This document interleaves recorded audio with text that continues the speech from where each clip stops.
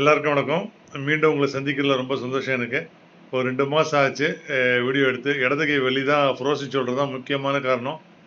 அனுபவத்தில் கண்டறிந்த உண்மை, எக்ஸசைஸ் எதுவுமே செட் ஆகாது, வேறு எதுவும் சரியாகாது. இன்னைக்கு இப்போ எவ்வளோ பெட்டர், பட் ரெகுலராக எக்ஸசைஸ் பண்ணிக்கிட்டு இருக்கேன்.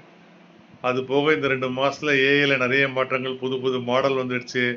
சோரா ஆப்பை பண்ணிட்டு டிஸ்கண்டினியூ பண்ணிட்டு ஓப்பன் ஏஐ ரொபாட்டிக்ஸ் பக்கம் போயிட்டாங்க. ஏன்னா அடுத்த பிக் மணி வந்து ஏஐ ப்ளஸ் ரொபாட்டிக்ஸில் தான் இருக்குது.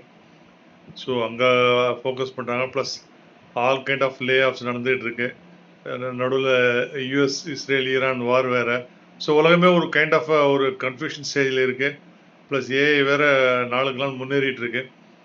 ஸோ இதுதான் ரைட் டைம் எனக்கு திருப்பி ரீஸ்டார்ட் பண்ணுறதுக்கு. பிகாஸ் எல்லாருக்கும் நம்ம கரியர் என்ன ஆக போகுது, நம்ம வேலை இருக்குமா போகுமா, இல்லை எப்படி நம்ம படித்து முன்னுக்கு வந்து படித்து ரெடியாக இந்த ஏஐ பேரால் முன்னுக்கு வர முடியும். ஸோ இதெல்லாம் கேள்வி இருக்குது. ஸோ இதுதான் ரைட் டைம் டு ரீஎன்டர்னு எனக்கு தோணுச்சு. அதான் இன்றைக்கி ஃபஸ்ட் வீடியோ போடுறேன். இன்னிலேருந்து தொடர்ந்து வீடியோ வரும். பட் இந்த வாட்டி முழுக்க ஃபோக்கஸ்ட் ஆன் இன்றைக்கி என்ன வேலை பார்க்குறீங்கன்னு முக்கியம், உங்கள் கரியர்.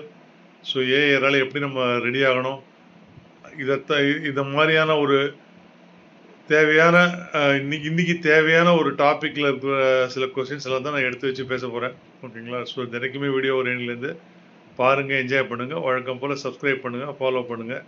நன்றி. நாளை இன்னொரு வீடியோவில் சந்திப்போம்.